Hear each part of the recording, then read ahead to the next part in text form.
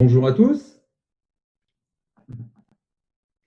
Je suis une nouvelle fois vraiment heureux de me retrouver face à vous pour profiter de ce temps de culte, de communion fraternelle et d'écouter aussi la parole de Dieu ensemble. Alors justement, ensemble, vous verrez que c'est la thématique de notre étude ce matin. Et comme vous le savez probablement, nous sommes arrivés donc à la fin de notre série sur la première épître de Paul aux Corinthiens. Et j'espère que chacun de vous aura quand même retenu quelque chose de tous ces riches enseignements que nous a apportés bien pour notre vie en communauté. Alors, est-ce que quelques-uns parmi vous connaissent le proverbe africain qui dit « Tout seul, on va plus vite, ensemble, on va plus loin ». Alors, je ne sais pas si celui qui a trouvé cette maxime savait à quel point il avait raison, tellement finalement cela s'applique sur de nombreux domaines et celui de l'Église ne fait pas exception, bien sûr. Et je pense que cette vérité est vraiment bien appropriée pour ce dernier chapitre de notre série qui porte sur la première épître de Paul aux Corinthiens. Et nous allons comprendre finalement un petit peu pourquoi au fil de notre lecture. Alors, j'ai choisi de reprendre comme une image, pour reprendre l'image d'une série télévisée, je ne sais pas si on va pouvoir la voir à l'écran, qui s'intitule « Tous ensemble ». Je ne sais pas si certains d'entre vous l'ont vu à l'époque. Et alors, j'ai rajouté en dessous, j'ai fait un petit montage, j'ai rajouté « Tous ensemble pour se soutenir ». Alors, le titre que j'ai donné à ce passage est « Soutenez-vous les uns les autres ». C'est en effet l'image qui m'est apparue en étudiant ce texte, un petit peu comme un contre-pied aux divisions qui étaient mentionnées d'ailleurs dans le début de cette épître, si vous l'avez en mémoire. Alors, si Jésus à lui seul soutient toute chose par sa parole, selon Hébreux chapitre 1, verset 3, eh bien nous, ses disciples, en revanche, nous avons besoin les uns des autres pour tenir. Et c'est une volonté de Dieu qui veut finalement nous garder dans la dépendance, dans l'humilité, dans la reconnaissance et dans l'amour. Alors, je propose de faire donc notre lecture dans le chapitre de la première épître aux Corinthiens, donc ça sera le chapitre 16. Donc, vous l'avez normalement en affichage à l'écran. Je fais donc la lecture. En ce qui concerne la collecte en faveur des saints, faites vous aussi, comme je l'ai prescrit aux églises de la Galatie, que chacun de vous, le dimanche, mette de côté chez lui ce qu'il pourra, en fonction de ses moyens, afin qu'on n'attende pas mon retour à mon arrivée pour récolter les dons.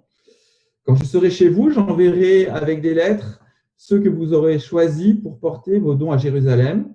Et s'il est approprié que j'y aille moi aussi, ils feront le voyage avec moi. Je viendrai chez vous après avoir traversé la Macédoine, car je vais passer par là. Il est possible que je séjourne quelque temps chez vous, ou même que j'y passe l'hiver. Ainsi, vous pourrez m'aider à poursuivre mon voyage là où je dois me rendre. Je ne veux pas, cette fois-ci, vous voir seulement en passant. J'espère rester quelque temps avec vous, si le Seigneur le permet. Cependant, je resterai à Éphèse jusqu'à la Pentecôte, car une porte m'y est largement ouverte pour un travail efficace, mais les adversaires sont nombreux. Si Timothée arrive, veillez à ce qu'il soit sans crainte parmi vous, car il travaille tout comme moi à l'œuvre du Seigneur, et que personne donc ne le méprise. Aidez-le à poursuivre en paix son voyage de retour vers moi, car je l'attends avec les frères. Quant au frère Apollos, je l'ai beaucoup encouragé à venir aussi chez vous avec les frères, mais ce n'était décidément pas sa volonté de le faire maintenant. Il viendra quand il en aura l'occasion. Restez vigilants, tenez ferme dans la foi, soyez courageux, fortifiez-vous, et que tout ce que vous faites soit fait avec amour.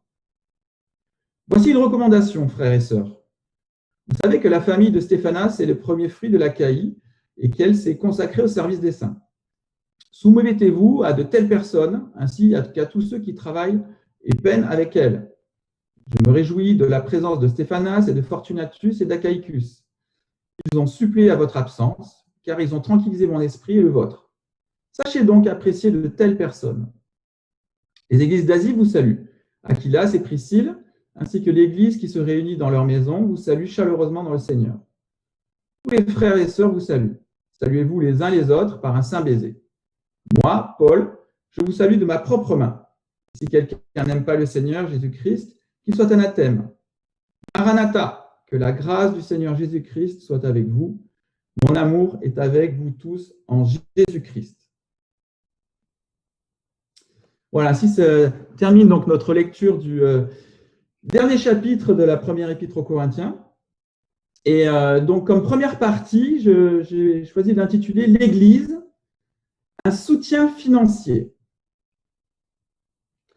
Alors, nous voyons que dès le début de ce chapitre, l'apôtre Paul enjoint les Corinthiens à donner de leur argent pour aider les autres chrétiens qui se trouvent à Jérusalem.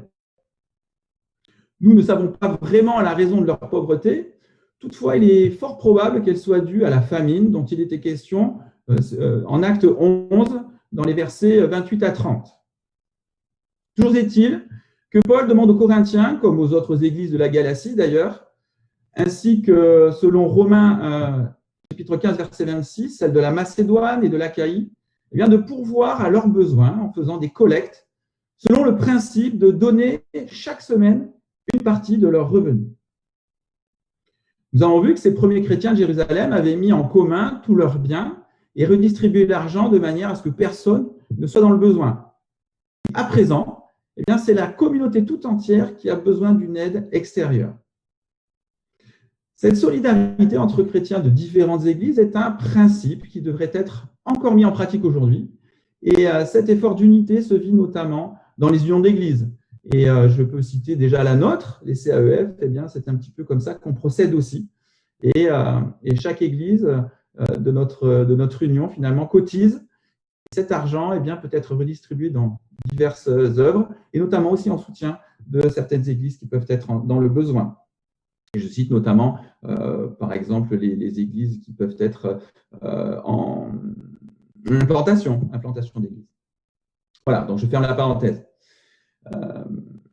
Alors, pour ce qui concerne, donc je disais, notre union d'église, il y a aussi eh bien, la possibilité donc, d'utiliser cet argent pour aider aussi également les missionnaires dans d'autres pays. Voilà. Bref, ça c'est à l'échelle locale. À l'échelle internationale ou interdénominationnelle, certaines associations chrétiennes agissent aussi dans ce sens. Par exemple, nous avons l'association Porte Ouverte, qui a élargi son champ d'action à l'aide humanitaire, aux soins médicaux, à l'alphabétisation et aussi à la formation professionnelle dans tous ces pays où l'Église est persécutée, où nos frères et sœurs ont besoin d'aide et ne peuvent pas la trouver dans leur pays avec leurs congénères. Mais par contre, nous, les pays, on va dire, plus favorisés, nous avons cette possibilité de pouvoir les aider et les aider aussi financièrement, et c'est ce que nous faisons. Voilà. Tout ça pour dire que cette solidarité, eh bien, s'il existe, eh bien, elle existe grâce à Dieu, encore aujourd'hui. Et finalement, il ne tient qu'à nous pour que cela continue. Pour autant, est-ce qu'il y a d'autres passages dans la Bible qui nous encouragent, les chrétiens, à donner? Il y en a quelques-uns. Et sur un autre registre, par exemple, dès le début de la création, nous voyons que l'homme donne à Dieu une part de ce qu'il a reçu, notamment avec le récit des offrandes de Caïn et d'Abel. En Genèse, chapitre 14, verset 20, nous voyons qu'Abraham donne une fois la dîme de ses biens. Et plus tard, Jacob fera lui aussi un vœu à l'Éternel et lui donnera aussi la dîme de tous ses revenus. C'est dans le livre du Lévitique, notamment au chapitre 27, verset 30, que nous voyons l'importance pour Dieu que nous lui offrions une part de nos revenus. Ces revenus, qui, je le précise, sont un cadeau de Dieu, car avoir un travail, bénéficier d'aide sociale ou autre, est un don de Dieu. Et donc, je reviens donc sur cette loi qui nous dit ceci, je vous cite le passage. « Toute dîme de la terre, soit des récoltes de la terre, soit du fruit des arbres, appartient à l'Éternel. C'est une chose consacrée à l'Éternel. » Il est à noter toutefois que cette dîme était réservée aux Lévites, les prêtres de l'époque, et que d'autres dîmes étaient aussi prélevées en les additionnant et donnaient environ, alors non pas 10% comme on pourrait l'imaginer, mais plutôt 23% des revenus mensuels. Donc c'était plus qu'une dîme, hein, c'était, on va dire, une double dîme. Et nous savons aujourd'hui que évidemment, nous ne sommes plus soumis à ces lois, puisque c'était des lois édictées. Le peuple de Dieu de l'époque, le peuple hébreu, était soumis à cette réglementation et devait de fait pourvoir non seulement donc, aux besoins des sacrificateurs, des prêtres de Dieu pour le culte, donc ces fameux 10%, mais pour le reste aussi. Donc aujourd'hui, nous n'avons pas cette obligation, si j'ose dire, de donner notre dîme. Toutefois, en tout cas pour ce qui nous concerne, je crois qu'il est nécessaire de donner, ne serait-ce que pour faire fonctionner l'Église, parce que cette dernière ne pourrait fonctionner sans argent. Comment louer ou acheter un bâtiment si personne ne donne quelque chose?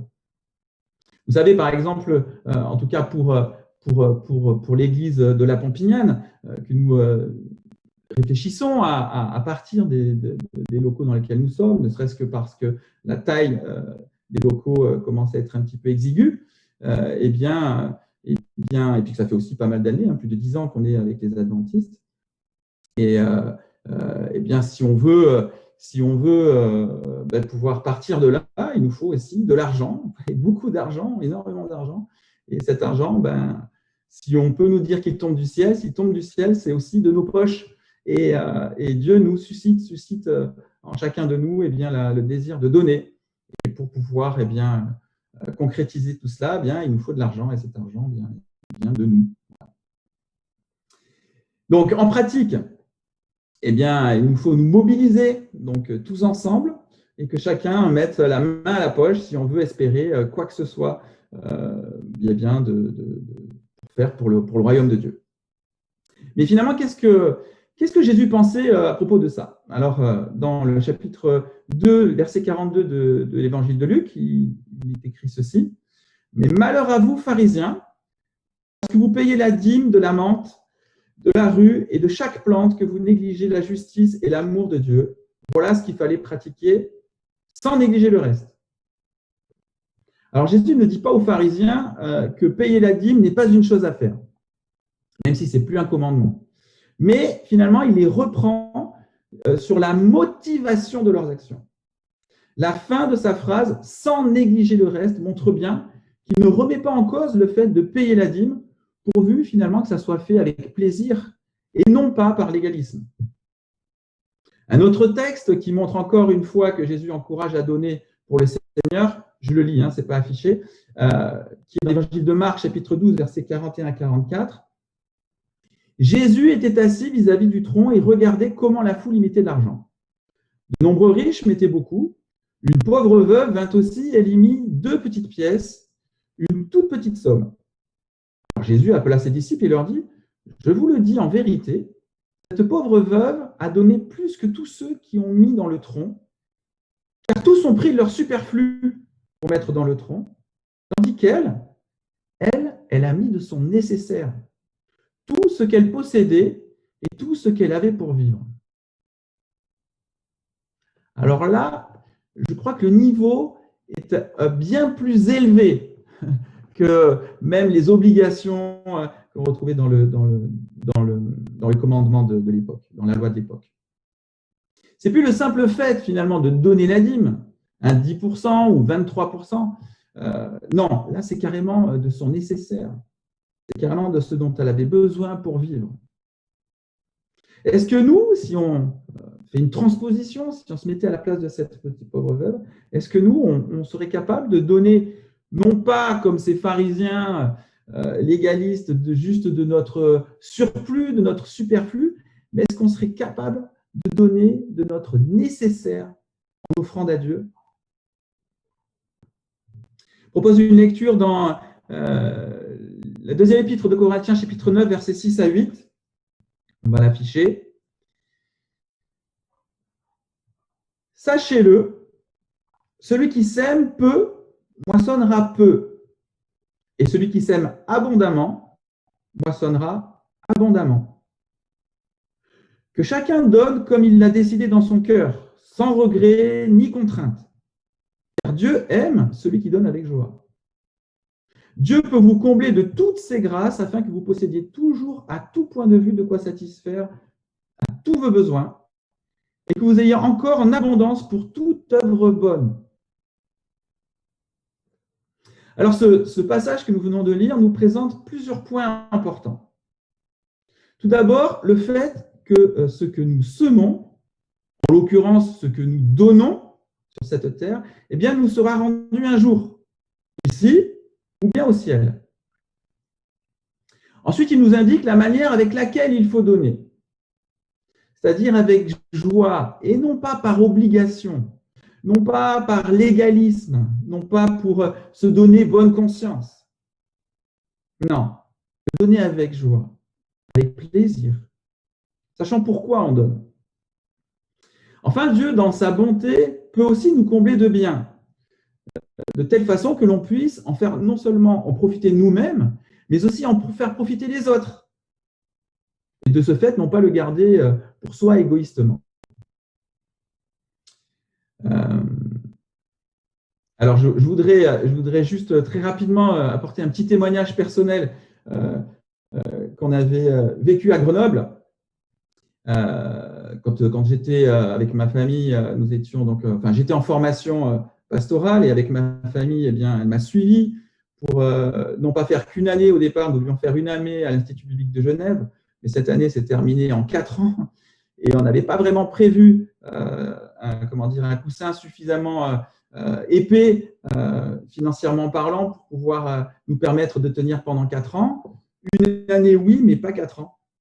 Et donc, on n'avait pas de revenus. Moi, j'étais pompier à l'époque et je m'étais mis en disponibilité. J'avais absolument aucune rentrée d'argent. Et en fait, mon épouse vivait donc, recevait juste la CAF. Et quand j'ai commencé à faire les comptes avec une famille de 6, ben, ça chiffre vite, en fait, les dépenses obligatoires. Et les dons qu'on avait, les petits dons, les petits soutiens financiers qu'on avait de part et d'autre, était largement insuffisant finalement pour tenir pendant ces 4 ans. Et je peux vous dire que ça a été un gros pas de foi. Et en discutant à l'époque, encore quand j'étais sur la première année à Genève, j'ai discuté avec des pasteurs et je leur disais, voilà, je me sens un peu appelé à peut-être continuer les études, mais humainement parlant, financièrement parlant, c'est pas possible. C'est juste pas possible sur le papier, ça marche pas. Et eux m'ont répondu, écoute, à l'homme, c'est impossible, mais à Dieu, tout est possible. Et si tu as la conviction, eh bien, vas-y, et tu verras Dieu agir. Et d'ailleurs, ça répondait un peu à une prière qu'on s'était fait avec mon épouse à l'époque. À l'époque, on travaillait tous les deux, et où on se disait, c'est vrai que financièrement, on est vraiment on pourrait presque dire dans l'opulence. En tout cas, on n'avait besoin de rien, on pouvait se payer ce qu'on voulait. Et donc, on n'avait pas cette dépendance à Dieu. Et on se rendait compte qu'il nous manquait quelque chose. Alors, on avait tout, mais il nous manquait cette dépendance à Dieu financière. Et on avait prié à l'époque, ça fait pas mal d'années maintenant, pour dire, Seigneur, on aimerait dépendre de toi et à tous les niveaux. Et bien là, pour le coup, il nous a exaucés, parce que là, on était complètement dépendant de lui, évidemment dépendant des dons. Parce que Dieu, finalement, nous comble au travers des dons des autres, des frères et sœurs. Ce n'est pas la Banque mondiale, notre Dieu. En fait, il utilise l'argent qui est déjà là. Et l'argent que les uns et les autres gagnent et peuvent donner sur le ministère. Et voilà, je peux vous dire que Dieu a vraiment pourvu à tout niveau. On n'a jamais manqué de rien. Et je pourrais vous parler 1 heure sur toutes les grâces de Dieu, même les situations les pires. On s'est retrouvé dans des situations vraiment très compliquées. Et Dieu a toujours pourvu à nos besoins, même au travers de non-croyants. Et oui, chose extraordinaire, on a été bénis, comblés par les voisins de notre immeuble à l'époque, et ça a été vraiment quelque chose d'extraordinaire. Voilà, bon, je ferme la parenthèse, on va parler 1 heure là-dessus, mais des témoignages comme ça, je crois que vous en avez certainement, vous en connaissez énormément. Mais c'est vraiment quelque chose d'extraordinaire. Et donc, pour revenir à notre dîme, je pense que c'est aussi la dîme spirituelle. Il y a la dîme du temps et la dîme d'argent. Et je crois que donc, si nous ne sommes plus aujourd'hui dans la nouvelle alliance, dans l'obligation légale de donner cette dîme, je crois que c'est plutôt un devoir moral. Donc finalement, que chacun s'en sente libre et agisse comme il l'entend, c'est ce que nous disent les Écritures, tout en se rappelant quand même que cet argent nous vient de Dieu est utile et même nécessaire pour les frères et sœurs qui sont dans le besoin, pour les ministères à plein temps, pour le fonctionnement de l'Église et en bref, pour le royaume de Dieu.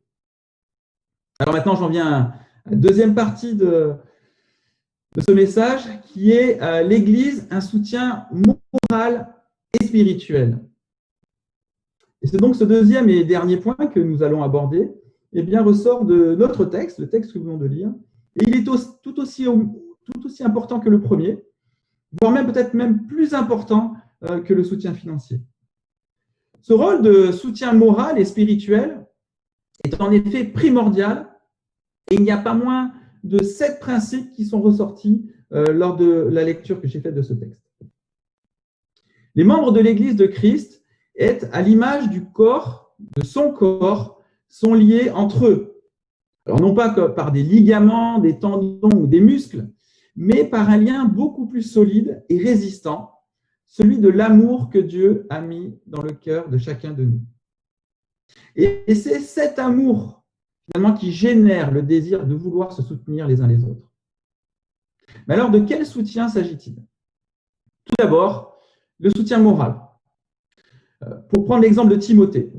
Timothée, alors qu'il était tout jeune responsable, avait besoin du soutien des autres chrétiens, notamment dans la reconnaissance de sa position d'autorité dans l'Église face à des chrétiens plus âgés, peut-être plus mûrs, en tout cas en apparence, et certainement mieux considérés que lui. Et c'est pour cette raison que Paul demande à cette Église aussi de l'aider à poursuivre en paix son voyage de retour. Chaque serviteur a besoin de se sentir soutenu dans sa tâche ou dans son rôle, le rôle que Dieu lui a confié. Car même si Dieu lui parle et le rassure personnellement, eh bien, et je peux vous le dire personnellement, ça fait toujours du bien d'entendre de ses frères et sœurs que l'on est bien à sa place, que l'on est une source de bénédiction pour chacun d'eux. L'Église est un soutien spirituel. Paul, qui est un chrétien mûr, expérimenté et rempli du Saint-Esprit, savait que les frères et sœurs en Christ avaient aussi besoin d'être encouragés, stimulés, exhortés, afin de persévérer dans la foi. Et faisant lui aussi partie de l'Église, comme tous les autres chrétiens, lui aussi est un soutien pour les autres, et notamment dans le domaine spirituel. Tous ceux qui se consacrent au service de Dieu portent eux aussi un fardeau supplémentaire. Et il est bon que les autres frères et sœurs puissent les soutenir de toutes les manières possibles et les honorer également. Et même si le texte ne le dit pas explicitement, je crois que l'Église dans son ensemble est aussi un soutien spirituel pour ceux qui sont engagés dans le ministère. À de très nombreuses reprises, les chrétiens sont encouragés à prier pour ceux qui sont dans son service.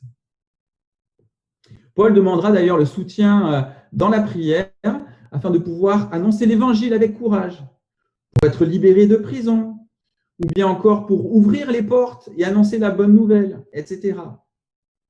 La prière de l'Église est aussi nécessaire pour tenir ferme dans l'épreuve. À plusieurs reprises, on voit dans la Bible, nous sommes encouragés à prier les uns pour les autres, à être des soutiens spirituels pour chacun d'entre nous. Et je vous parlais tout à l'heure des 7 principes qui découlent de ce texte, eh bien les voici en détail. Et je propose de les méditer un petit peu pour voir nous aussi les mettre en pratique.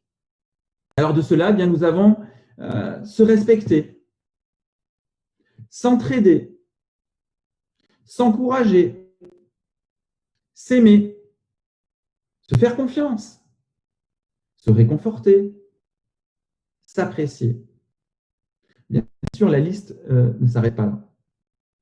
Mais je crois que rien que dans ce texte, ces 7 principes sont là vraiment pour nous faire réfléchir à l'importance que nous avons les uns pour les autres.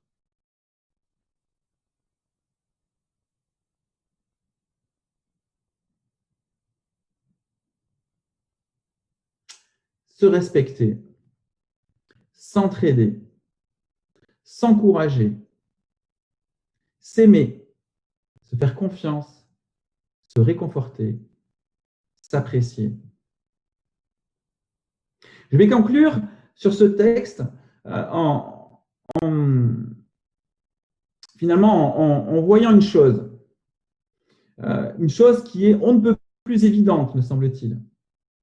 L'apôtre Paul, au travers de ses exhortations et de ses recommandations, finalement, nous montre ce que doit être l'Église, avec un grand E, mais aussi l'Église locale, et par conséquent, ce qu'elle doit faire. Si finalement on essaye de résumer sa pensée, on en vient à comprendre deux choses qui paraissent essentielles, et deux choses qui finalement devraient faire partie de l'ADN de l'Église. De la même manière que Jésus-Christ, qui est le chef de l'Église, est venu dans ce monde pour donner et pour se donner, je crois que l'Église, qui est censée être le reflet de son image sur la terre, doit elle aussi donner et se donner. Alors la question qui se pose, mes amis, est-ce que nous sommes prêts aujourd'hui à suivre ce modèle? Soyons, je crois, nous aussi l'Église qui donne, l'Église qui se donne. Donnons à titre personnel et soutenons-nous les uns les autres. Et je crois que, en tout cas, je parle pour moi-même, mais je parle aussi au nom de l'Église de la Pompignane, et je pense que vous avez été aussi un peu mis au courant. Nous voulons vraiment mettre ce principe à l'honneur dans ces temps difficiles que vous traversez en ce moment. Et ma présence ici le démontre, la présence de tous les prédicateurs aussi qui viennent aussi vous porter main forte le démontre. Nous avons vraiment ce souci et cette vision de l'Église avec un grand E et de la nécessité absolue de nous soutenir les uns les autres dans les moments où nous sommes difficiles, dans les moments où nous avons besoin les uns des autres. Et nous sommes tellement heureux de le faire. Voilà.